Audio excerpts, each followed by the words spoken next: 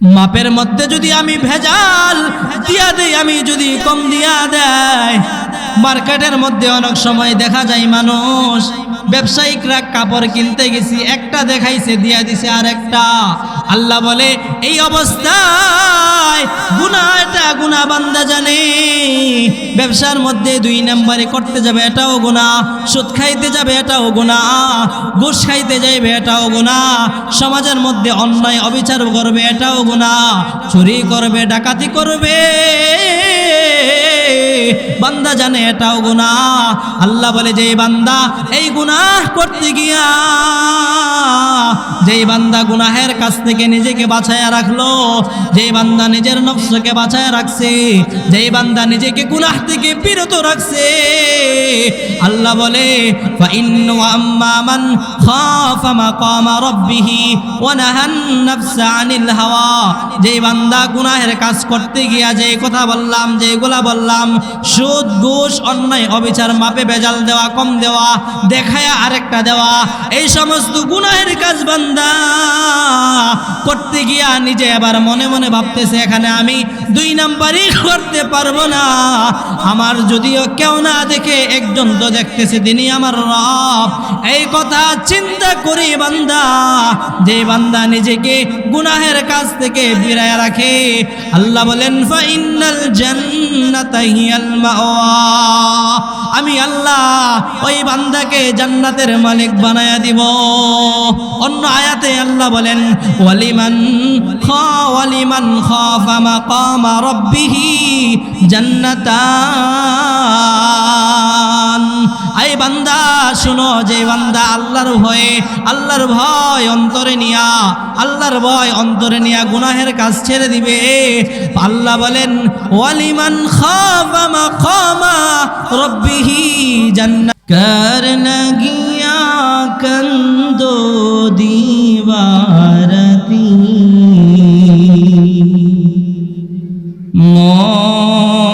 मौन, कर लगिया कंदो दीवारती अपन अपन भुइला जारे ভাবছো সারাক্ষণ, আসলে যে কেউ নই তারা, কেউ নই রে আপন। তুমি আজ না হয় কাল বুঝবা একদিন রে,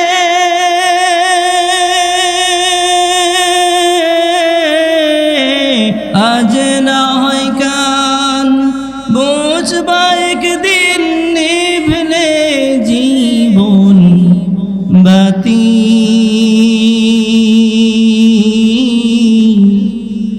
কার লাগিয়া কান্দো দিবারাতি মন, কার লাগিয়া কান্দো দিবারাতি। ভেবে দেখো কেউ হবে না, ভেবে দেখো কেউ হবে না তোমার সঙ্গের সাথী। কার লাগিয়া কান্দো দিবারাতি মন, কার লাগিয়া কান্দো দিবারাতি। আলহামদুলিল্লাহ, ঐতিহ্যবাহী মোহাম্মদপুর সম্মিলিত যুবক বৃন্দের উদ্যোগে ও তাহসিনুল কোরআন আদর্শ হাফিজিয়া নুরানিয়া মাদ্রাসার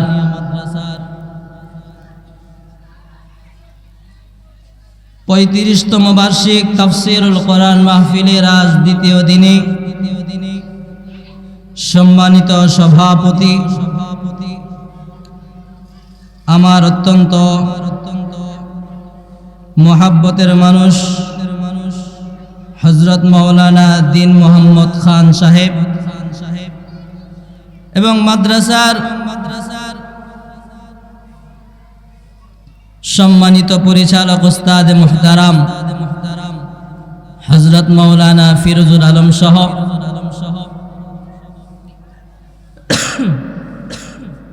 সামনে উপবিষ্ট আমরা যারা আছি, সর্বপ্রথম মহান আল্লাহ পাক রব্বুল আলামিনের দরবারে লাখ কোটি শুকরিয়া আদায় করি যে রব্বুল আলামিন আমাদেরকে 5 দিন ব্যাপী তাফসীরুল কোরআন মাহফিলের আজ দ্বিতীয় দিনে আল্লাহ রব্বুল ইজ্জত ওয়াল জালাল মাহফিলে আসার বসার সময়টুকু আল্লাহ করে দিয়েছেন। সেজন্য মালিকের শুকরিয়া, রব্বুল আলামিনের দরবারে শুকরগুজারদের অন্তর্ভুক্ত হয়ে আমরা সকলেই কালিমাতুশ শুকর আদায় করি আলহামদুলিল্লাহ।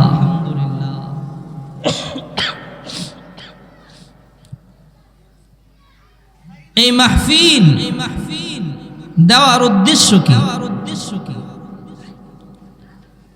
প্রত্যেক বছরে মাহফিল হয়, ওয়াজ মাহফিল হয়, তাফসির হয়। হক্কানি উলামায়ে কেরামগণ এখানে তাফসির পেশ করেন। এর মাধ্যমে এলাকাবাসী যেন নামাজি হয়ে যায়, কোরআন মুখে হয়ে যায়, আল্লাহর ভয় যেন অন্তরে বদ্ধমূল হয়, জাহান্নামের ভয়, আল্লাহর কাহারিয়াতের ভয় যেন অন্তরে চলে আসে। এজন্যই এলাকাবাসী টাকা পয়সা খরচ করে এই মাহফিলের ইন্তজাম করে। এজন্যে আমরা এলাকাবাসী যারা আছি,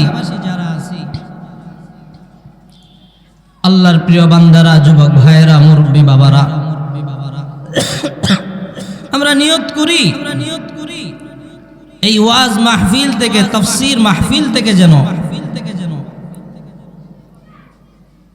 কিছু নিয়ে যাইতে পারি, কিছু সংখ্যা নিয়ে, কিছু কথাবার্তা নিয়ে নিজের জীবনটা যেন সুন্দর করতে পারি, সেই নিয়ত আমরা সকলেই রাখি ইনশাআল্লাহ। এবং সেই নিয়ত করেই আমরা এলাকাবাসী যারা আছি, আমরা মসজিদে, বাহিরে বলেন, বাজারে, দোকানপাটে বলেন, ঘরে বলেন, পুরুষরা আমরা যারা আছি, আমরা নিয়ত করি আজকেও, গতকালকের নেই, এই মাহফিলে আসবো, বসবো, কিছু কথা উলামায়ে কেরামের জবান থেকে নিয়ে আমল করব, নিজের জীবনকে পরিবর্তন করব। এই নিয়ত যদি রাখি তাহলে এই মাহফিল সার্থক হয়ে যাবে। এই 5 দিন ব্যাপী মাহফিল সার্থক হয়ে যাবে, আল্লাহর কাছে কবুলিয়ত হয়ে যাবে, মকবুল হয়ে যাবে। আমি যে আয়াতে কারিমা তেলাওয়াত করছি, আল্লাহ তাআলা বলেন, يوم لا ينفع مال ولا بنون يوم لا ينفع مال ولا بنون إلا من أتى الله بقلب سليم। ও পৃথিবীর মানুষ শোনো, ও আমার ইমানদার বান্দা বান্দি শুনো, ইয়াউমা লা ইয়ানফাউ মালু ওয়ালা বানুন, হাসরের ময়দানে আমি আল্লাহর সামনে বান্দা যখন দাঁড়াইবে, বান্দি যখন দাঁড়াইবে, তোমাদের সন্তান সন্ততি ধন সম্পদ তোমাদের কোনো কাজে আসবে না। তোমাদের সম্পদ তোমাদেরকে বাঁচাইতে পারবে না। হ্যাঁ, তবে সম্পদ তোমাদেরকে বাঁচাইবে, সেই সম্পদ দিয়ে তুমি যদি ওয়াজ মাহফিল করাও, সেই সম্পদ দিয়ে যদি তুমি মসজিদ নির্মাণ করো, সেই সম্পদ দিয়ে যদি বান্দা দুনিয়াতে তুমি নেক আমল করো, মাদ্রাসা নির্মাণ করো, এই যে আমাদের তাহসিনুল কোরআন হাফিজিয়া মাদ্রাসা, এটাকে বলা হয় জান্নাতের বাগান। এখানে রাত দিন 24 ঘন্টা শুধু ছাত্ররা কোরআন তেলাওয়াত করে, হাদিস শিখে, আল্লাহর কোরআন শিখে। পৃথিবীতে অনেক এমন দেশও আছে, গত কয়েক বছর আগেও তুরস্কে সহ অনেক দেশের মধ্যে ভূমিকম্প হয়েছিল। যেই ভূমিকম্পের কারণে বিশাল বড় বড় বিল্ডিং গুলা একেবারেই ধসে পড়ে গিয়েছিল। লক্ষ লক্ষ মানুষ, হাজার হাজার মানুষ ক্ষতিগ্রস্ত হয়ে গিয়েছিল। কিন্তু বাংলাদেশে আল্লাহ তাআলা বাংলাদেশকে হেফাজত করছে। এর এক নাম্বার কারণ হলো শেষ রাত্রে ছোট ছোট বেগুনাহ মাসুম বাচ্চারা শীতের রাত্রিতে ঠান্ডা পানি দিয়ে উজু করে মাদ্রাসার মধ্যে ছাত্ররা কোরআন নিয়ে বসে যায়। আমরা তো ঘুমায়া থাকি, আমরা তো রাত্রিবেলায় ঘুমাই, ফজরের সময় উঠতে পারি না। ফজরের সময় ফজরের নামাজ পড়া ফরজ, ফজরের নামাজ বান্দা পড়বে, কিন্তু বান্দা ঘুম থেকে উঠতে পারে না।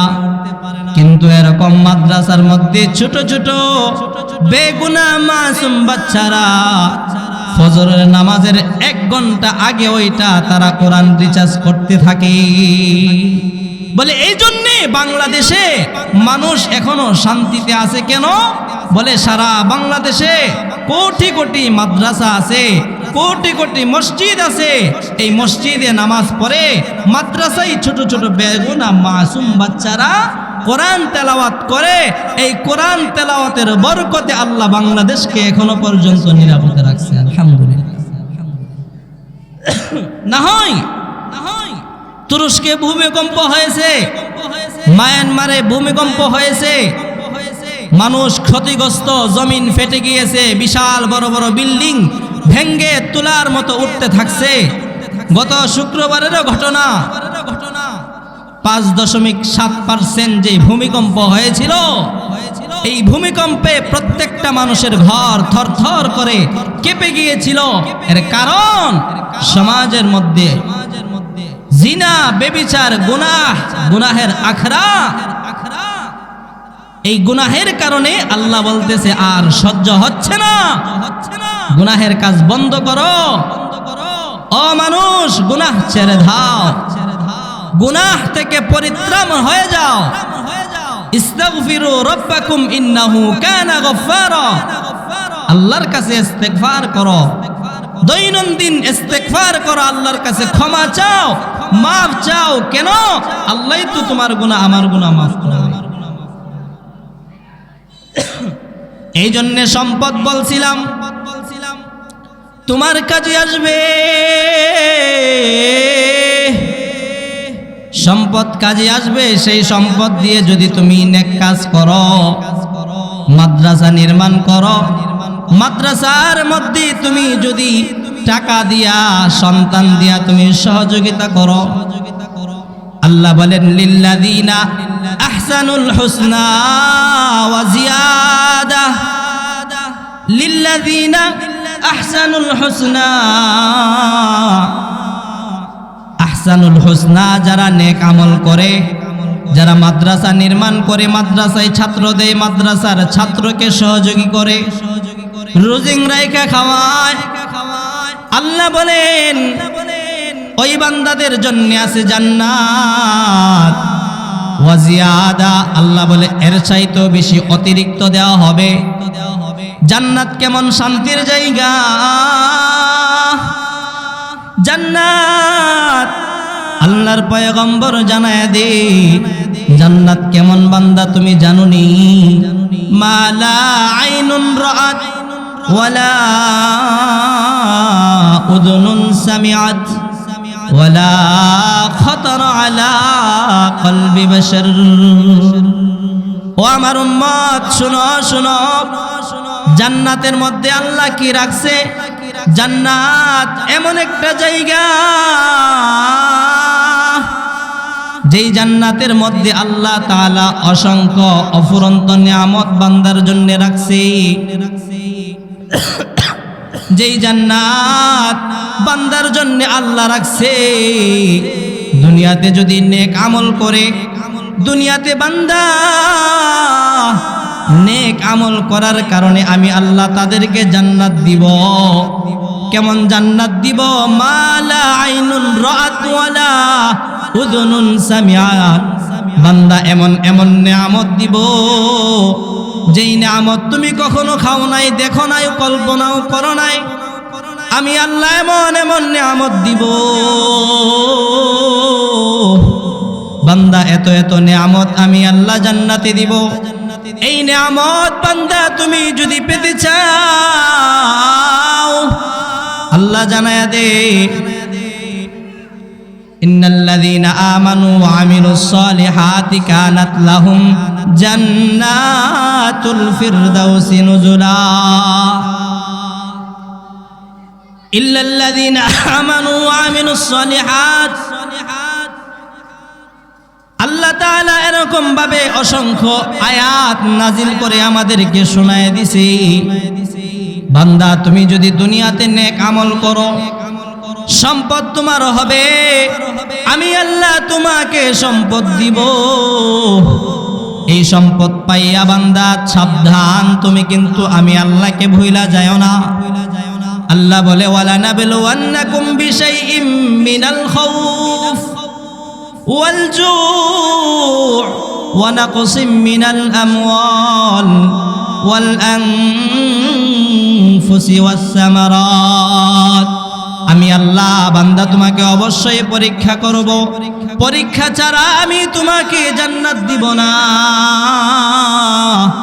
বান্দা তুমি যদি জান্নাত পাইতে চাও, বান্দা তুমি যদি মরণের পরে তুমি যদি জান্নাত পাইতে চাও, তাহলে বান্দা তোমাকে দুনিয়াতে অবশ্যই আমি আল্লাহর হুকুম তোমাকে মানতে হবে। আল্লাহ বলে, অবশ্যই আমি আল্লাহ তোমাদেরকে পরীক্ষা করব। আরে মানুষ তো মানুষ, স্বয়ং নবীদেরকেও আল্লাহ পরীক্ষা করছে। আদম নবী থেকে নিয়া ঈসা নবী পর্যন্ত যত পয়গম্বর দুনিয়াতে আসছে, প্রত্যেক পয়গম্বরকেই আল্লাহ বলে আমি পরীক্ষা করছি, পরীক্ষা ছাড়া আমি তাদেরকে উত্তীর্ণ করি না। পরীক্ষা করবই। আদমকে আমি আল্লাহ পরীক্ষা করছি, নূহ পয়গম্বরকেও আমি আল্লাহ পরীক্ষা করছি, ইব্রাহিম আলাইহিস সালামকেও আমি পরীক্ষা করছি। ইব্রাহিম, ইসমাইল বলেন, শীষ, দাউদ, হযরত ইউসুফ পয়গম্বর, ইয়াকুব আলাইহিস সালাম, আইয়ুব আলাইহিস সালাম সহ সমস্ত নবীদেরকে আমি আল্লাহ পরীক্ষা করছি। নবী বলে, শুনো, সমস্ত নবীদের কষ্ট যদি এক পাল্লার মধ্যে রাখা হয়, আরেক কষ্ট যদি আরেক পাল্লার মধ্যে যদি আমার তোমার পয়গম্বর আখিরি নবী জনাবে মুহাম্মদুর রাসূলুল্লাহ সাল্লাল্লাহু আলাইহি ওয়াসাল্লামের কষ্ট যদি অপর পাল্লার মধ্যে রাখা হয়, আল্লাহর নবীর কষ্ট সমস্ত পয়গম্বরের কষ্টের চাইতে বেশি হয়ে যাবে।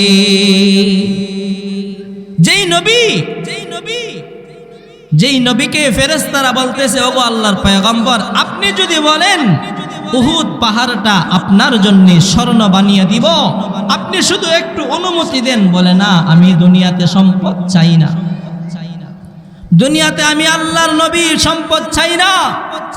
কেন? বলে, দুনিয়া আমি ভোগ করব না, আমি আমার উম্মতকে জানাই দিতে চাই দুনিয়াতে সম্পদ নিয়ে বড়াই করার জায়গা না, সন্তান নিয়ে বড়াই করার জায়গা দুনিয়াতে না। আমার সম্পদ, আমার সন্তান যদি আমাকে যদি জান্নাতে যদি না নিতে পারে, আমার সম্পদ যদি আমার জন্য জাহান্নামের গর্ত যদি যাইতে হয় এই সম্পদের কারণে, সন্তানের কারণে, তাহলে এই সম্পদ দিয়ে আমার কোনো লাভ নাই, দরকার নাই। এই জন্যে সমস্ত নবীদের কষ্ট আর আমাদের নবীজির কষ্ট যদি ভাগ করা হয়, সমস্ত নবীদের কষ্ট থেকে আমাদের নবীর কষ্ট বেশি হবে। ওই দিকে যাইতে চাই না, শুধুমাত্র তায়েফের ঘটনাটা বলতেই হয়। তায়েফের জমিনে আমার তোমার নবী মুহাম্মদ মুস্তাফা হাবিবুল্লাহ, যাকে আল্লাহ মোহাব্বত করে নাম দিয়েছে হাবিবুল্লাহ। আরে আল্লাহর পয়গম্বর একজন ছিলেন, যেই পয়গম্বরের নাম ছিল খলিলুল্লাহ, আল্লাহর বন্ধু। হাবিবুল্লাহ মানেও আল্লাহর বন্ধু। এখন খলিল আর হাবিবের মধ্যে অনেক তফাৎ আছে। বলে ইব্রাহিম আল্লাহকে সন্তুষ্ট করতে গিয়া আগুনে ঝাঁপ দিয়েছে, নিজের সন্তানকে জবাই করতে গেছে। হাজেরা এবং নিজের সন্তানকে মরুভূমির মধ্যে রাখা দিছে। কেন রাখছে জানোনি? আল্লাহকে সন্তুষ্ট করার জন্য। আর আমার তোমার নবী জনাবে মুহাম্মাদুর রাসূলুল্লাহ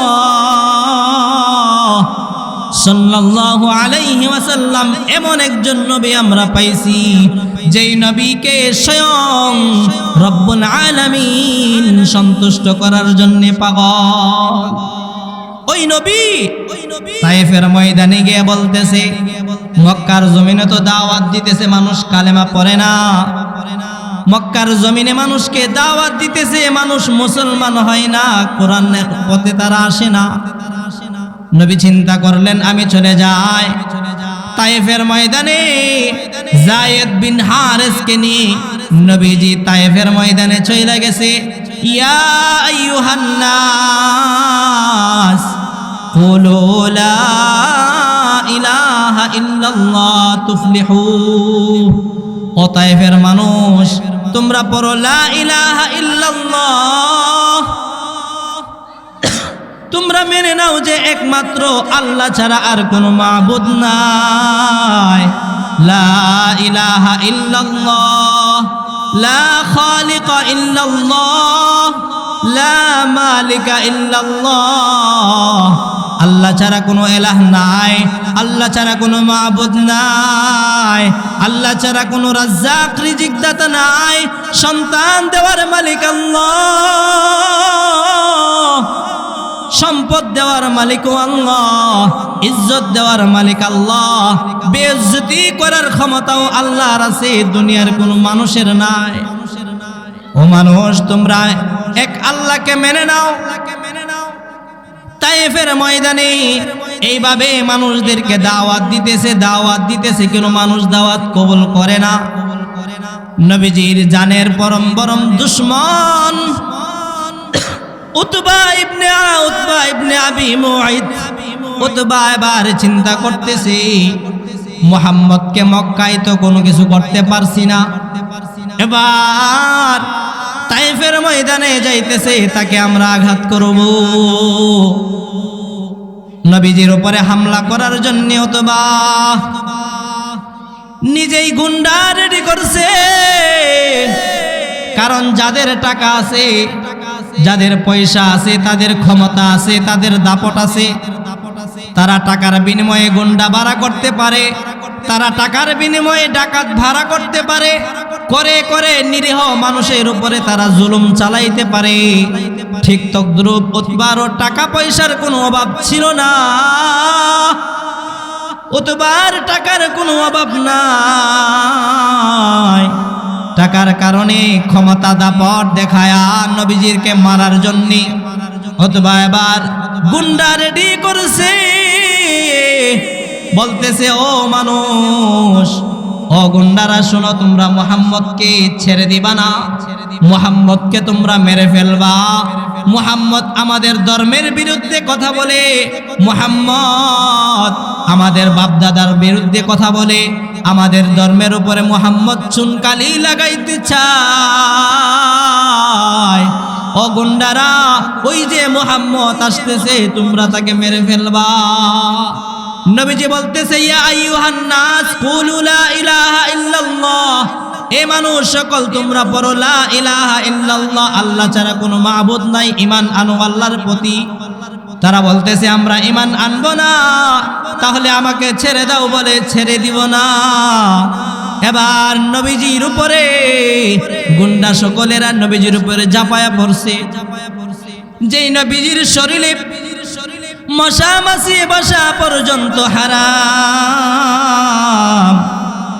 যেই নবীর উপরে মশা মাছি বসা হারাম, ওই নবীজিকে মারার জন্যে অথবা গুন্ডা রেডি করছে, গুন্ডা রেডি করছে, গুন্ডা রেডি কইরা বলতেছে তোমরা মুহাম্মদকে মেরে ফেলবা।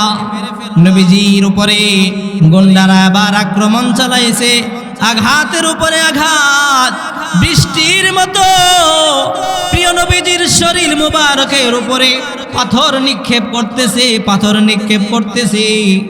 তারা পাথর নিক্ষেপ করে নবীজি অজ্ঞান হয়া তায়েফের জমিনে পড়ে যায়। তারপরেও অতবার ছেলাফেলারা গুন্ডারা নবীজিকে ছাড়ে না, ছাড়ে না, ছাড়ে না, বলে না তোমাকে ছেড়ে দিব না, অথবা আমাদেরকে টাকার বিনিময়ে ভাড়া করে আনছে, আমরা তোমাকে মেরে ফেলতে চাই। আরে কেন তোমরা মারবা? বলে তুমি মুহাম্মদ আমাদের ধর্মের বিরুদ্ধে কথা বলো, এই জন্যে তোমাকে আমরা মেরে দিতে চাই।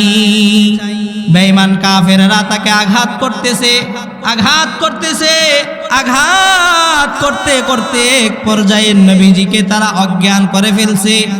আঘাতের পরে আঘাত, আঘাত করতে করতে তোমার আমার নবী জনাবে মুহাম্মাদুর রাসূলুল্লাহ সাল্লাল্লাহু আলাইহি ওয়াসাল্লাম কি অজ্ঞান করে জমিনে পেরে ফেলছে। নবীজি অজ্ঞান হয়ে গেছে, তারা মনে করতেছে মুহাম্মদ এবার মরে গেছে, মুহাম্মদ দুনিয়া থেকে বিদায় হয়ে গেছে, তাকে আর কেউ বাঁচাইতে পারবে না। নবীজি অজ্ঞান হয়ে পড়ে গেছে, সাথে ছিলেন যায়েদ বিন হারেস। উনি আবার মনে মনে ভাবতেছে নবীজি কে তারা অজ্ঞান করে ফেলছে, না জানি তারা নবীজিকে মেরে ফেলছে। হায়রে, নবীকে তো মারলে চলবে না, আল্লাহ তাআলা নবীজিকে পাঠাইছে আখেরি জামানার পয়গম্বর হিসাবে, নবীজিকে ছেড়ে দেওয়া যাবে না, নবীকে তো মেরে ফেলা যাবে না। শেষ পর্যন্ত যায়েদ ইবনে হারেস মনে মনে চিন্তা করতেছে নবীজিকে তো বাঁচাইতে হবে, নবীকে বাঁচাইতে হবে, নবীকে বাঁচাইতে হবে। হায়রে, কোথাও কোনো পানি নাই, এক ফোঁটা পানি নবীজির জবানের মধ্যে দিবে, নবীজির মুখের মধ্যে দিবে, সেই পানিটাও নাই। ঘুরতেছে ঘুরতেছে নবীজিকে কাঁধে নিয়া, অথবা এবার দেখতেছে একটা আঙ্গুরের বাগান দেখা যায়, আঙ্গুরের বাগানে এবার নবীজিকে, অতবার বাগানে নবীজিকে যায়েদ বিন হারেস নিয়ে রাখছে, নিয়ে রাখা নবীজিকে বাতাস করতেছে, কোনো পানি নাই, কোনো খাবার নাই, কোনো কিছু নাই। খেয়াল করে শুনেন, দিলের কানটা লাগায় শুনেন ভাই আমার, ও আমার আম্মা জানেরা, দিলটা দিয়ে বোঝার চেষ্টা করেন। যেই নবীজির শরীরে মশা মাছি বসা পর্যন্ত হারাম, ওই নবীজির গায়ে পাথর নিক্ষেপ করে নবীজিকে বেহুশ করে ফেলে দিছে। নবীজি অজ্ঞান হয়ে পড়ে আছে, অজ্ঞান হয়ে পড়ে আছে, কেউ নাই, দেখার কেউ নাই, শুধু যায়েদ বিন হারেস মনে মনে চিন্তা করতেছে নবীজিকে তো অজ্ঞান ফিরাইতে হবে, জ্ঞান ফিরাতে হবে। শেষ পর্যন্ত আবার নজর করে দেখে ওই যে অতবা নিজে নবীজিকে আঘাত করার জন্য গুন্ডা বাড়া করছিল, সে অতবা আসছে নিজের আঙ্গুরের বাগান দেখার জন্য।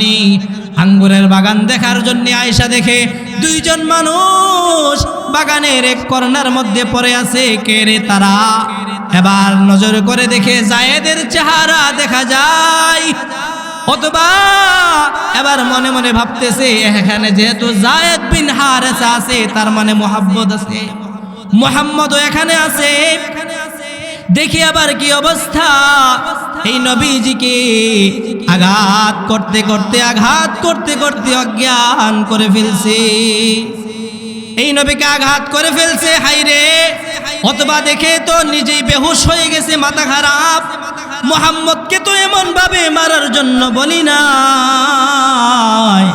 আরে সে যদিও জানের দুশ্মন কিন্তু সে তো আমার বংশের লোক, এই জন্য অথবা মনে মনে ভাবতেছে সে জ্ঞান হারায় ফেলছে, মুহাম্মদকে কিছু আঙ্গুর দেওয়া লাগবে। নিজের আঙ্গুরের বাগান থেকে কিছু আঙ্গুর পেড়ে প্লেটের মধ্যে নিয়ে আবার যাইতেছে, নবীজির সামনে যাবে। মনে মনে আবার দাঁড়ায় গেছে, না না, আমি তো মুহাম্মদকে আঘাত করার জন্যে, নবীজিকে মারার জন্যে আমি তো গুনাহ বাড়া করছিলাম। আজকের দিনে আমি তার সামনে কোন মুখ গিয়ে বলবো আমি তোমার জন্য আঙ্গুর নিয়ে আসছি, আমি যাব না। যেই নবীর জন্য আল্লাহ তাআলা দুনিয়া বানাইছি, যেই নবীর জন্য আল্লাহ তাআলা আসমান জমিন চন্দ্র সূর্য গ্রহ নক্ষত্র তারকারাজি গ্যালাক্সি গুচ্ছ সব কিছু আল্লাহ বানাইছে, ওই নবী অজ্ঞান হয়ে পড়ে আছে, জমিনের মধ্যে নবীজি পড়ে আছে। এই অবস্থা দেখা অথবা কিছু আঙ্গুর তার বাগানের গোলামকে দিয়ে পাঠাইছে, আদাস যাও রে যাও, আমার বংশের দোহাই দিয়ে বলবা, অথবা তোমার নিজের বংশের কুরাইশ বংশের কুরাইশ খানদানের বংশের দোহাই দিয়ে বলছে, মুহাম্মদ তুমি আঙ্গুরগুলা খাও, এই আঙ্গুরগুলা তুমি ফিরাইয়া দিও না। ও মানুষ, এই যে মুহাম্মদ আমার আপনার নবীকে তায়েফের জমিনে অজ্ঞান করে ফেলছে, অপরদিকে তায়েফের আসমানের সমস্ত ফেরেশতারা চলে আসছে। জিবরাইল আইসা বলতেছে, ওগো আল্লাহর পয়গম্বর, ওগো পয়গম্বর, ওগো নবী, ওগো হাবিবুল্লাহ,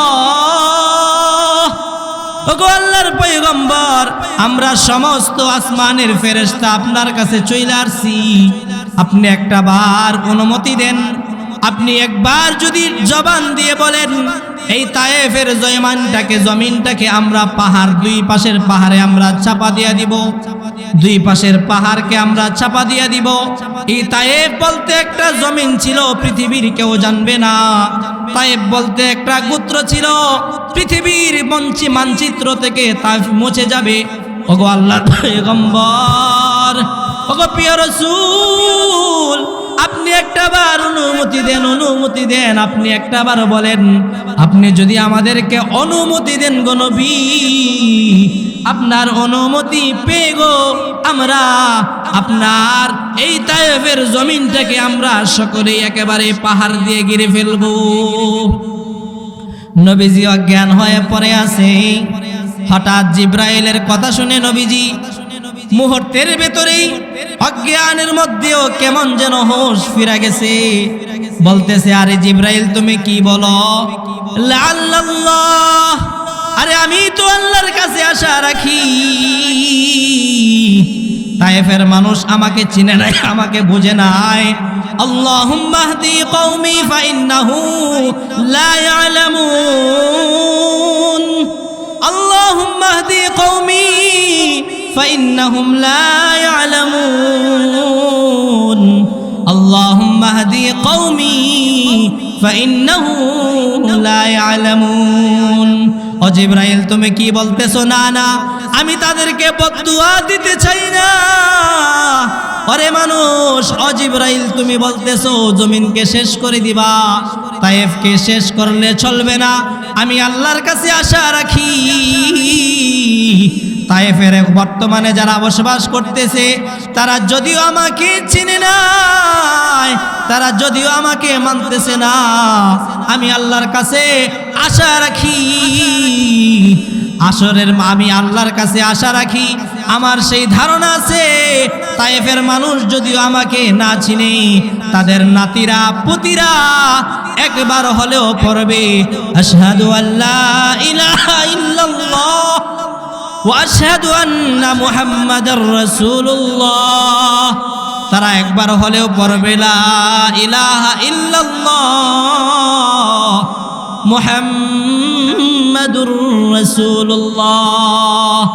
অতএব ও মানু ও জিবরাইল, তোমরা এই তায়েফের জমিনকে ধ্বংস করে দিও না, ধ্বংস করে দিও না, ধ্বংস করো না। আমি আল্লাহর কাছে তাদের হেদায়েতের জন্য দোয়া করি, আল্লাহুম্মা হদি কওমি ফাইন্নাহুম লা ইয়ালামুন। ওগো আল্লাহ, আপনি তাদেরকে হেদায়েত দিয়া দেন, আপনি তাদেরকে হেদায়েত দিয়া দেন। তারা আমাকে বোঝে নাই, তারা আমাকে চিনতে পারে নাই। ওগো আল্লাহ, তাদেরকে আপনি ধ্বংস কইরেন না। আল্লাহর কাছে তারা, আল্লাহর কাছে আমার আপনার নবী তাদের জন্য হয়া আল্লাহর কাছে তাদের হেদায়েতের জন্য দোয়া করে। এজন্যই আল্লাহ বলেন, ওয়ামা আরসালনাকা ইল্লা রাহমাতান লিল আলামিন। আমাকে তো আল্লাহ রাহমাতুল লিল আলামিন বানায়া পাঠাইছে, গোটা জগতের জন্য। আল্লাহ হচ্ছে রব্বুল আলামিন, সমস্ত পৃথিবীর পালনকর্তা। আর আমি হলাম রহমাতুল লিল আলামিন, আমি হলাম সকলের জন্য রহমত। অতএব আমি তাদের জন্য যদি বদদুয়া করি, আরে তারা আমাকে চিনে নাই, তারা আমাকে এখনো বুঝতে পারে নাই, এমন একটা সময় আসবে তাদের নাতিরা, তাদের পুতিরা আমি মুহাম্মদের উপরে ঈমান আনবে, তারা এই কোরআন হাতে নিবে, তারা কোরআন পড়বে, তারা কোরআন রক্ষক হবে। অতএব তাদেরকে তোমরা আর তাদেরকে উল্টিয়ে দিও না। আল্লাহর পয়গম্বর নিজে তো কষ্ট পাওয়ার পরেও উম্মতের জন্যে সব সময় দোয়া করছেন। এখনো পর্যন্ত উম্মতের জন্য কাঁদছেন, এখনো পর্যন্ত উম্মতের জন্য আল্লাহর পয়গম্বর কাঁদে। উম্মতের জন্য হাসরের ময়দানেও সমস্ত পয়গম্বর উম্মতকে ভুলে যাবে।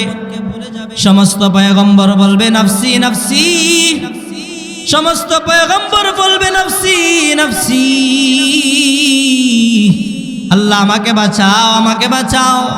সমস্ত পয়গম্বররা নিজেকে নিয়ে ব্যস্ত হয়ে যাবে, কিন্তু আমার তোমার নবী সরকার কায়নাত জনাবে মুহাম্মাদুর রাসূলুল্লাহ সাল্লাল্লাহু আলাইহি ওয়াসাল্লাম সেদিন উম্মতকে ভুলবে না। উম্মতের জন্য নবী এত দরদ, উম্মতের জন্য এত মুহাব্বত।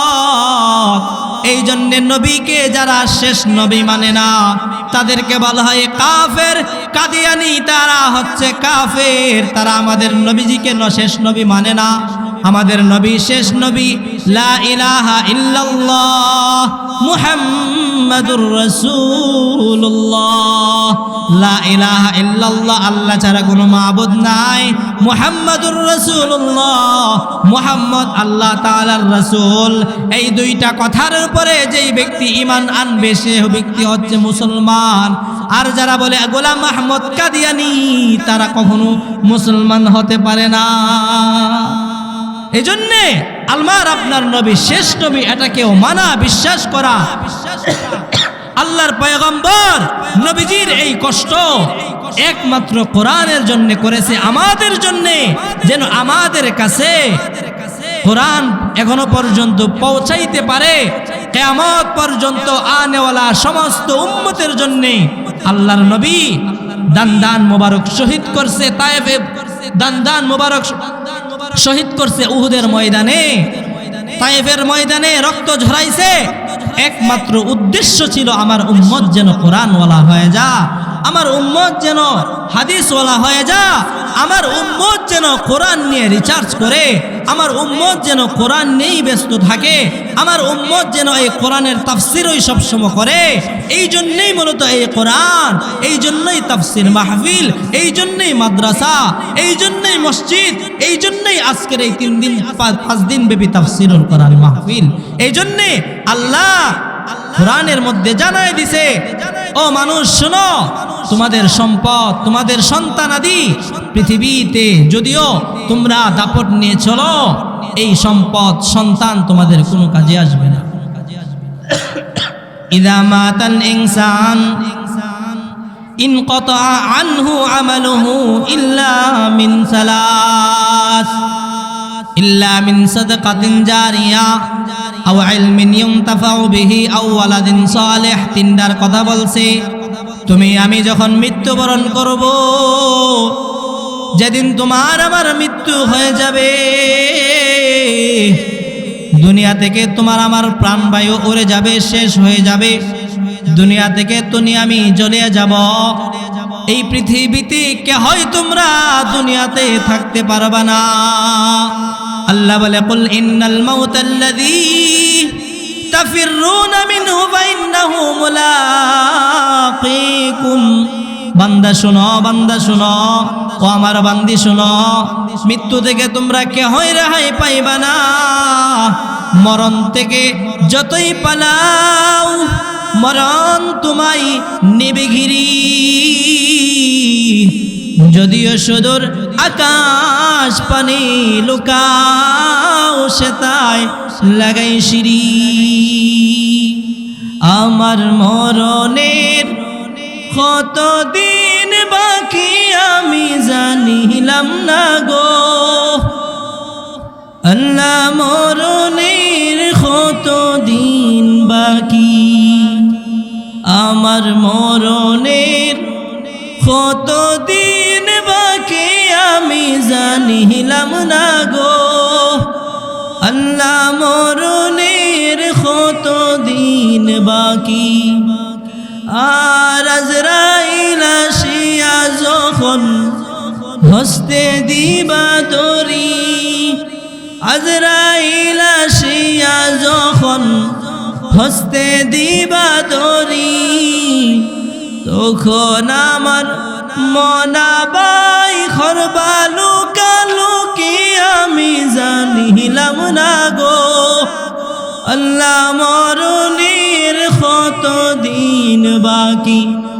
আমার মরণের কতদিন বাকি আমি জানিলাম না গো আল্লাহ, মরণের কতদিন বাকি। আমার মরণের কতদিন বাকি আমি জানি না।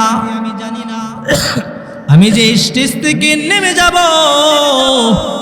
সেই গ্যারান্টি পর্যন্ত আমাকে কেউ দিতে পারবে না। ও মানুষ, মরণ থেকে তুমি পলায়ন করতে পারবে না। তোমাকে আমি আল্লাহ অসুস্থ বানাইব, অসুস্থ বানায়া তোমাকে আমি আল্লাহ হাসপাতালের মধ্যে কিছুদিন শোয়া রাখবো, বিছানার মধ্যে কিছুদিন তোমাকে শোয়া রাখবো। এই কিছুদিন অসুস্থ হওয়ার পরে তুমি দুনিয়া থেকে চলেই যেতে হবে।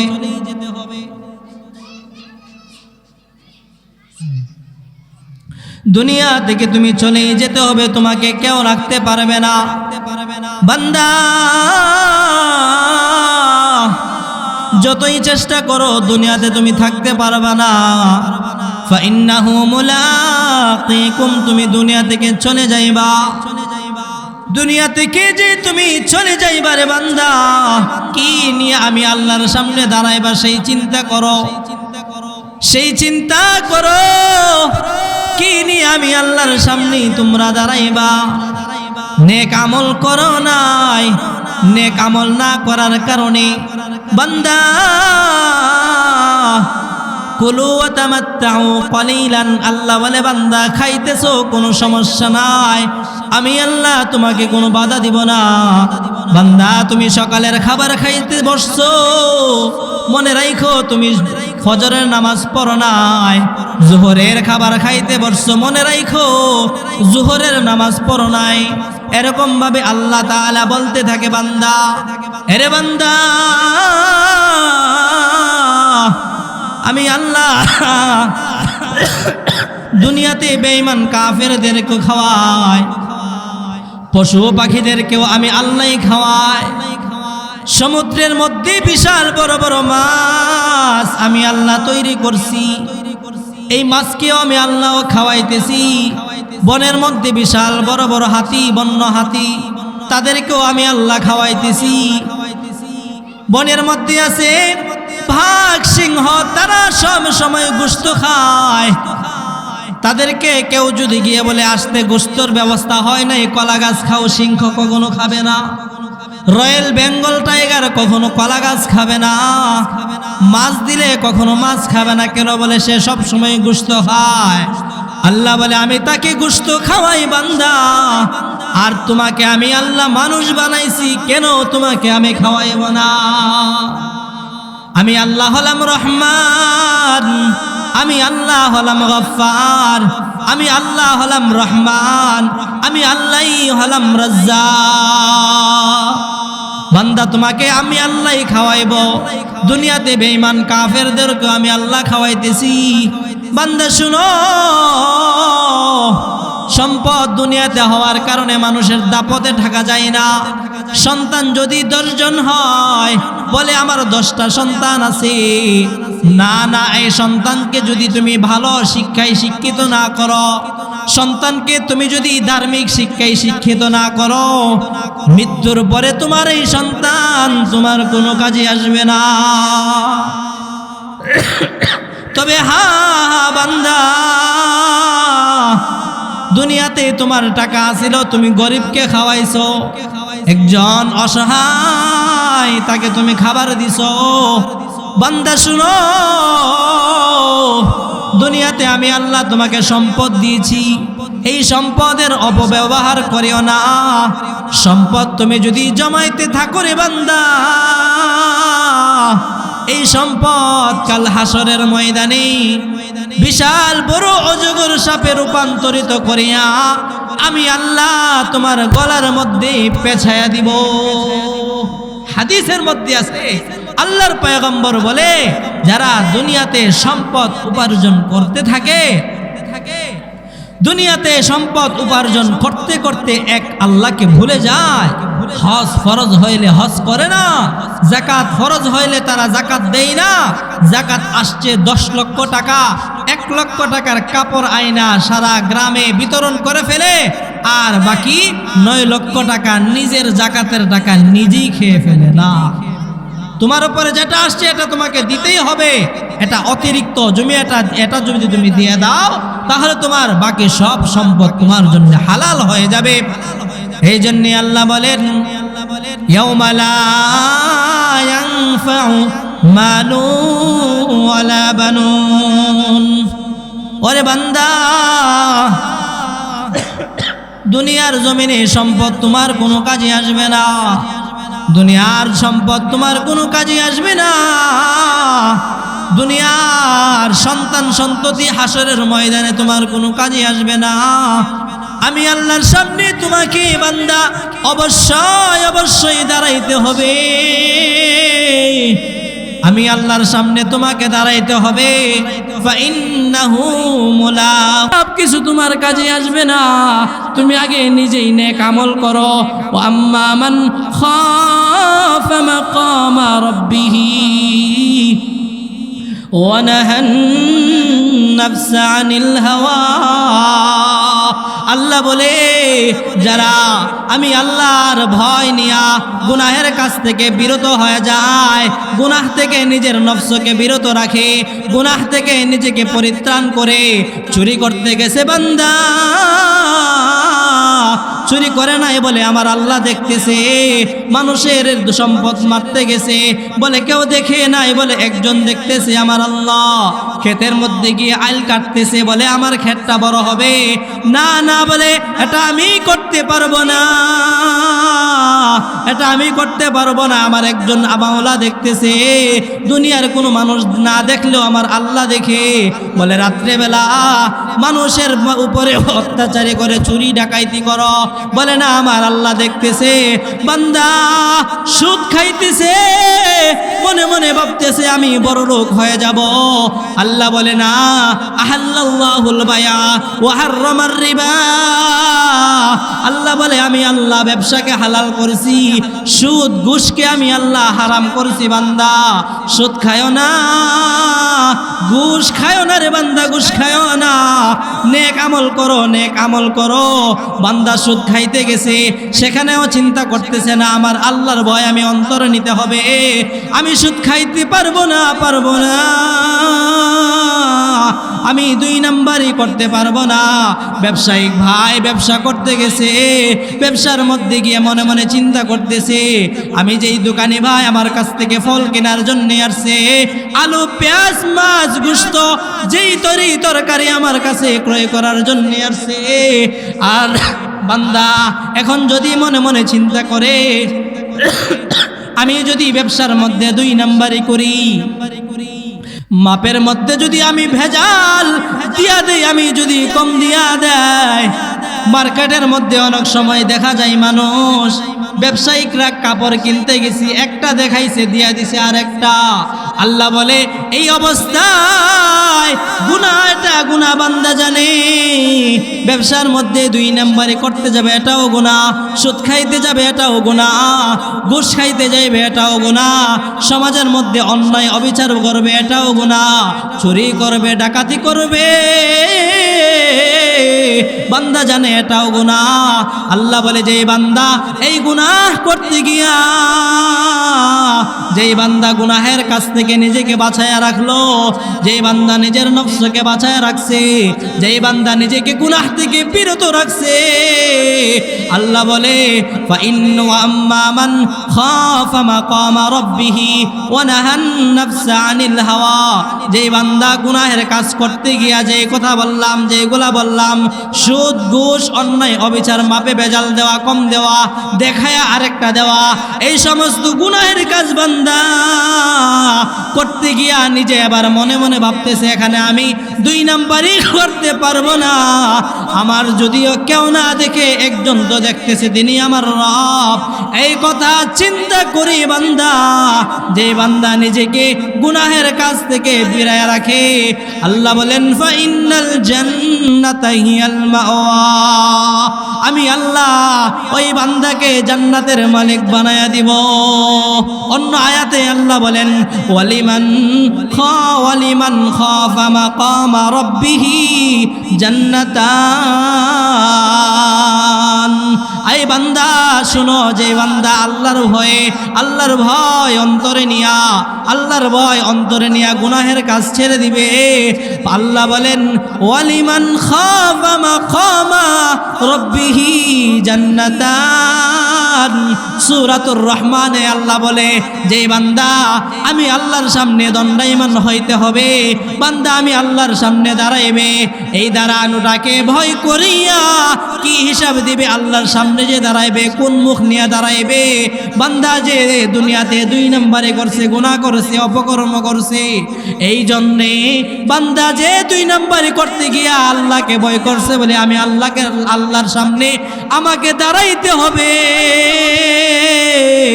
এই ভয় নিয়ে যেই বান্দা গুনাহের কাজ ছেড়ে দিল, আল্লাহ বলে জান্নাতান, আমি আল্লাহ ওই বান্দাকে, ওই বান্দিকে দুইটা জান্নাত আমি আল্লাহ তাকে উপহার দিব। এই জন্যে দুনিয়াতে আমি নেক আমল যদি না করি, আল্লাহ বলে হাসরের ময়দানে বান্দা তোমাকে আমি আল্লাহর সামনে দাঁড়াইতে হবে, এই আমি আল্লাহর সামনে তোমাকে দাঁড়াইতে হবে। এই দাঁড়ায় টাকুনকে নিয়ে বান্দা ভয় যদি করে, যুবক ভাই, মুরব্বী বাবা, যুবতী বোন, মুরব্বী মা, তারা যদি চিন্তা করে আমি আল্লাহর সামনে আমাকে অবশ্যই দাঁড়াইতে হবে, আমাকে তোমাকে পৃথিবীর শুরু লগ্ন থেকে নিয়া শেষ অবধি পর্যন্ত যত মানুষ আল্লাহ দুনিয়াতে পাঠাইছে, প্রত্যেকটা মানুষ আল্লাহর সামনে দাঁড়াইতে হবে। আর এই প্রত্যেকটা মানুষ যদি আল্লাহর সামনে দাঁড়ায়, আল্লাহর সামনে দাঁড়ায় কি জবাব দিবে, এই জবাবদিহিতার কাঠ গড়াই বান্দাকে দাঁড়াইতে হবে। এই দাঁড়ানোটাকে ভয় করিয়া বান্দা গুনাহের কাজ ছেড়ে দেয়, আল্লাহ বলে তার জন্য আমি দুইটা জান্নাত তার জন্য রাইখা দিলাম। এই জন্যে জান্নাত পাওয়া খুবই সহজ। জান্নাত পাওয়া খুবই সহজ যদি আমি নেক আমল করি, নামাজ, রোজা, হজ, যাকাত, দান, খয়রাত আমি যদি করতে পারি, আল্লাহ বলে বান্দা তোমাকে আমি জান্নাত দিব। আমি আল্লাহ জান্নাত তৈরি করছি একমাত্র তোমার জন্য। এই জন্যে আজকের এই তাফসীরুল কোরআন মাহফিলের 5 দিন ব্যাপীর আজকে দ্বিতীয় দিনের উলামায়ে কেরাম এখানে আসবেন, অত্যন্ত মূল্যবান কথা এখানে বলবেন। আমরা যারা আছি এলাকাবাসী, আমরা সকলেই আস্তে আস্তে মাহফিলে চলে আসব, নিয়ত করব যে আমি আমার জীবনে যা কিছু করছি তো আমার জীবন অতিবাহিত হয়ে গেছে, যেটা আমার চলে গেছে সেটা শেষ। এখন সামনে আমি যেন আমার জীবনটাকে সংশোধন করে আমি যেন গুনাহের কাছ থেকে বিরত থেকে আমি যেন বেশি বেশি যেন নেক আমল করতে পারি, আমি যেন আল্লাহর রেজামন্দি নিয়ে দুনিয়া থেকে যাইতে পারি, সেই চিন্তা প্রত্যেকটা মানুষ বান্দা বান্দিকে করতে হবে। যদি আমরা করতে পারি, আল্লাহ বলে বান্দা তোমার জন্য জান্নাত। আল্লাহর পয়গম্বর বলে আল কাইয়িসু মান দানা নাফসাহু ওয়া আমিলা লিমা বাদাল মাউত। বুদ্ধিমত্ত তো ওই ব্যক্তি যে নাকি পরকালের কথা স্মরণ করে, মৃত্যুর কথা স্মরণ করে, নেক আমল করে, গুনাহ ছেড়ে দেয়। আল্লাহ তাআলা যেই কথাগুলো বলা হইল, বলনেওয়ালা শুননেওয়ালা সকলকেই আমল করার তৌফিক দান করুন, আমিন। ওয়া আখির দাওয়ানা আলহামদুলিল্লাহি রাব্বিল আলামিন। আসসালামু আলাইকুম ওয়া রাহমাতুল্লাহি।